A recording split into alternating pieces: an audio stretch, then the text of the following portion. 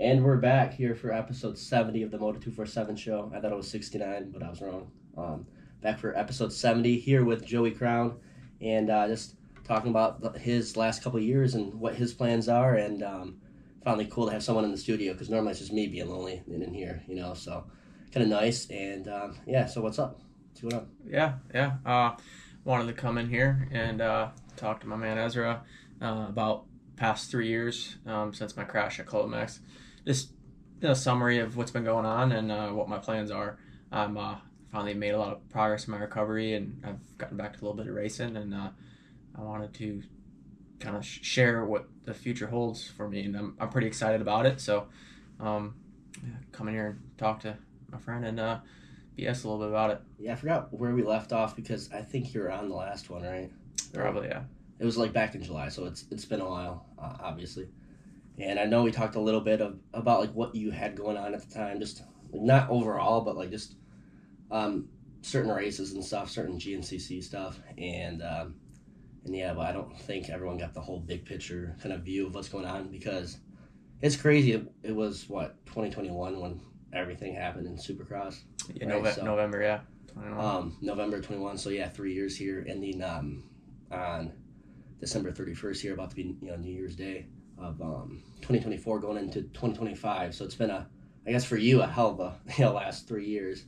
And yeah, I guess it's kind of cool to sit down and hear everything because I think people have heard some things, and I see on social media too. I think people kind of know what you have going on, but not everything. So so yeah, do you want to just start from the beginning and so just to get the whole mojo that down and yeah, just to give the full story of what's going on because I think recently on here I've had you and Dean on. We talked about certain races, a little bit of where you're at physically, but yeah, like I said, not the whole thing. So if you want to get back to 2021 and or whatever. Yeah, I haven't really talked about it all at one point, so that's kind of wanted to make this video, post it up for you guys, those of you who are curious and what's going on and how I'm able to still race. But so yeah, back November 2021, I was training for Paris Supercross, and Sunday, it was on a Sunday. I was supposed to leave, I think Tuesday or Wednesday. I was flying out to Paris and getting some final laps in, and there was only a few of us on the track riding that day. Justin Brayton was one of them, Enzo Lopes, Dominic Theory, I believe Cody Cam, maybe Osby was there, but it's a few of us at club, and it was our last moto of the day. We're doing like kind of like a Triple Crown format, like what Paris was going to be like, and that day I was finally clicking. I just got on a KTM, and I was feeling really good on the bike, and I was actually keeping pace with Brayton a little bit periodically throughout the day, and I was starting to get some of the big rhythms. I was hitting the whoops really good. I was stoked, like perfect time to start feeling good before going off to race. And I think it was last lap of my last moto. Just going through the whoops, got a little squirrely, jumped into the straightaway. Enzo Lopes is right there, third, fourth gear pinned, T-boned me. Obviously, it wasn't his fault. I just jumped in front of him. He flipped over, flipped over the bars. Obviously, he went flying. He was okay, but I got tangled in the bikes. From what I can't remember exactly what happened, but just from the injuries and kind of my guessing, when he hit me, his bike ran up the side of my bike and hit me in my right elbow, which shattered my elbow, broke my radius ulna, broke my humerus as well, and then so that sent me left and then into the ground, right, and then my handlebar came across, caught me in the face, broke my nose, broke my skull, or sinus cavity, and shattered my eye socket. I remember that day and just getting bits and pieces of the info there, and it wasn't that like the handlebar actually went in between the helmet and the goggle itself and just could have got in there and yeah, it blew apart my goggles, and the lens stayed intact, but like the goggles broke, and I don't know if this had anything to do with it, but that morning I dropped my bike and broke my clutch lever, and then I ended up taking that to the face a few hours later, which is, I don't know if it had. I mean, the clutch lever didn't puncture my lens or anything, um, and thankfully didn't shatter or rupture my eye. Um, but you could see where it hit the lens and like scraped across the lens. Um, so yeah, I got really lucky. The doctor said, you know, the damage to my face, like I should have lost my eye. Um, I thank the Lord every day that didn't happen. Um, I wouldn't be here talking about the racing stuff coming up and what I've done, but um, yeah, it was pretty bad, and I had a couple surgeries to repair. They actually got a titanium plate in my face now underneath my eyeball to get it back up in place. And then I had a bunch of surgeries on my arm. I had I think 6 surgeries in the hospital. Um, the first surgery went well. They put in 3 plates and like 30 screws, and that would have been it. But then I got compartment syndrome, which that's where you're like for me, like my arm swelled so much that they had to cut me back open to relieve the pressure. And if they didn't do that, then it would have choked the nerves and basically killed my arm, or my hand. And that's what Ken Roxon had in his surgery. Benny Bloss broke his arm this past year. He had the similar thing. I've heard him talking about it. But yeah, it's a pretty dangerous situation. Thankfully, they caught it and they cut me open, and they put a wound back on it, and my arm was open for like a few days. Like, grant I couldn't see my arm cut open, but Yeah, I'd be yeah, freaking out. Be like, hey, put that behind me. yeah. No, it was all wrapped up. I couldn't see, but um, yeah, it was pretty gnarly. And and then took after a couple days, they tried to seal me back up again, and the swelling still hadn't gone down enough, so they did a little bit, but they couldn't do it all the way. And then they waited a couple more days, they did it again, and then the third surgery, I guess it was that would have been 4 surgeries in the hospital, but so they went to go do it the last time. They're like, it's been open too long, like we have to close it. So if it's the swelling still hasn't gone down enough, then we're gonna have to do a bone or sorry, not bone graft, skin graft from my leg. And I really didn't want that because that's a whole other wound, whole other injury essentially if they're cutting skin off my thigh to put on my arm. Thank God they were able to seal it up. And then I was out of the hospital a few days later. I was in the hospital for like 10 days. Like during that, how was your eye? Because I remember seeing the pictures and just how big your face was all. Like your eye, obviously, especially was so swollen up. How was that for just like visibility? Could you see really anything out of that eye at all, or how was that, and how long did that take to not get good, but just get to where you can start seeing something? I guess. Yeah, yeah. Well, it was pretty crazy. Like when I went like the second day in the hospital. Like my mom took pictures of me, and like the first day, I mean, my face was bruised, eyes were swollen, but then the next day my eyes were like completely swollen shut. And then like the third day, like I think I might be getting the order of events mixed up, but there was like 24-hour period where my left eye was stuck open. Like it was weird. Like straight up my eye was just open. I I can't fully remember if I could see out of it or not. The 5 days after the injury, I don't remember much, which is fine. Yeah. I don't remember the pain. Um, but yeah, my eye was stuck open for like 24 hours. It's like pretty weird. Um, and then did the eye surgery was one of the last. I think it was maybe the last surgery I did in the hospital. But I was able to see after the swelling went down, and like the memories start coming back. Like I was able to see, like watch TV, whatever. Um, but then they did the surgery and it swelled back up again, and they said, once the swelling goes down, you should be good. Well, the swelling went down, a week or two later, and they said I should be good in a week or 2 weeks. Well, I could see, but my eye started sinking back into my skull again, and which was not good, right? You could see my eye was sinking in, so I went to another doctor.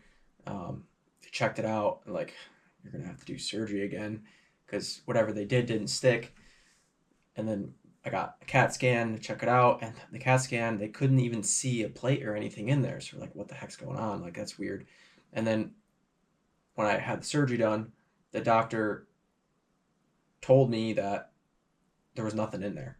So What the heck? yeah. So like, he's like, I don't like maybe they used a dissolvable plate thing. Like the doctor didn't know, but he That's didn't. like some surgeries overseas where you Yeah. see your spleen missing or something. You know, like, Yeah. maybe not to that degree, but Yeah. or it's So like what the hell? There's supposed to be something in here, you know? he saw like you could tell they went into surgery, but they didn't do anything like from what he can see. So That's crazy. that's part of the reason why it's my vision issues has been worse as the extra surgery, because the issue with my vision has been, and there's some confusion, is it's not from the concussion.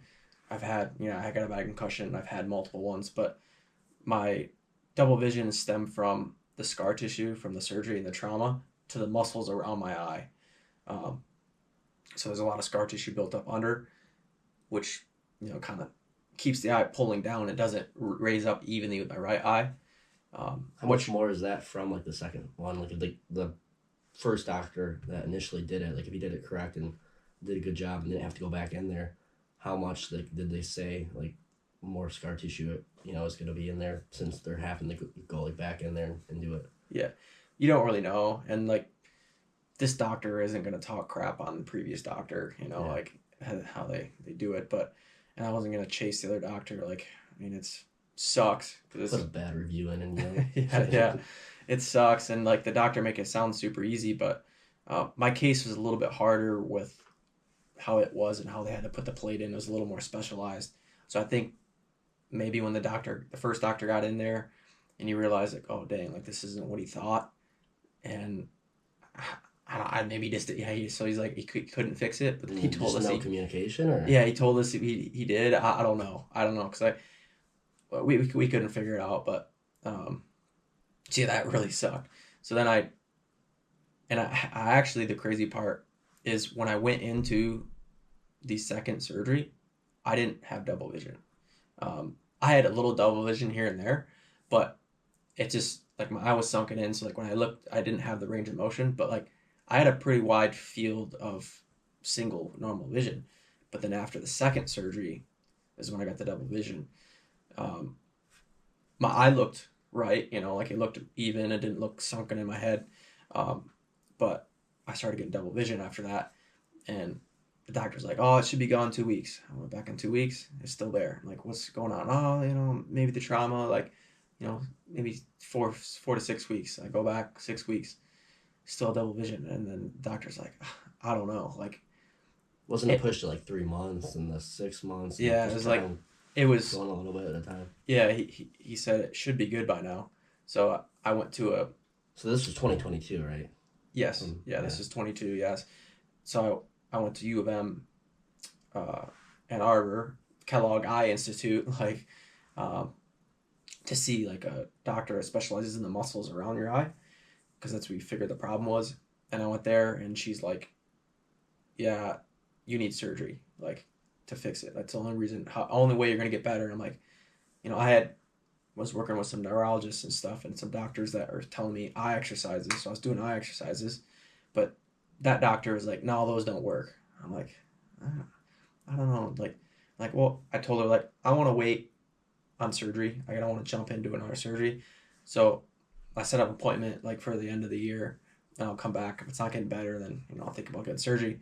So that was the whole time, though. All 22, if I'm not mistaken. That was when you were wearing the eye patch. When you weren't riding then.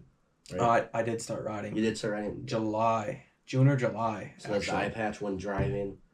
Yeah. Well, heck, you had that on most of the time, right? Like, all the time. All the time, because I'm 22. Yeah, not only when you were driving and riding, obviously with that covered goggle lens, but yeah, all the time at the beginning. Yep. So then that just led into where it got a little bit better to where you could. Sorry, let's just go back, I guess, because, I just remember, I forgot you were wearing that all the time.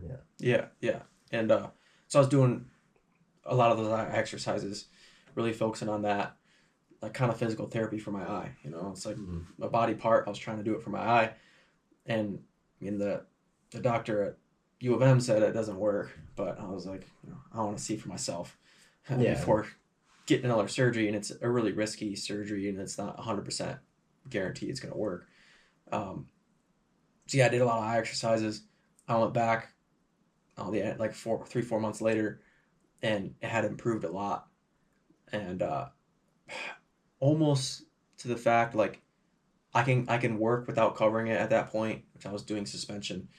When I was training kids, I couldn't quite. It's hard to look out far, and so I kept it covered. But if I'm working at the bench, I can look down okay. It's just if I look straight ahead, I would get double vision, which is way better than it was. And the doctor was kind of surprised, and she's like, "Well, it's up to you. Like, we can wait if you want." So I was like, "Yeah, I'm gonna, wait until this stops improving." So I kept waiting and doing those exercises, kept getting better. Got to where I don't remember the exact time frame, but got to where I can do pretty much everything besides like riding and mountain biking. But I could drive a car, work, train, whatever, and not cover my eye. It's like that was sweet. If I was a normal person, I would be fine. But I'm not. I want to race dirt bikes Yeah. and mountain bike and BMX and all this fun stuff.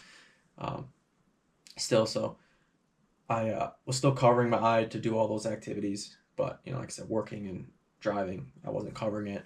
And then still working on the exercises, kept getting better. Um, found I found another doctor with some different exercises to implement.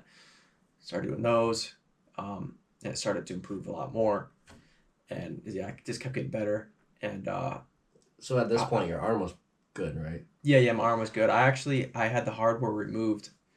Um, it would have been the fall or winter of 22.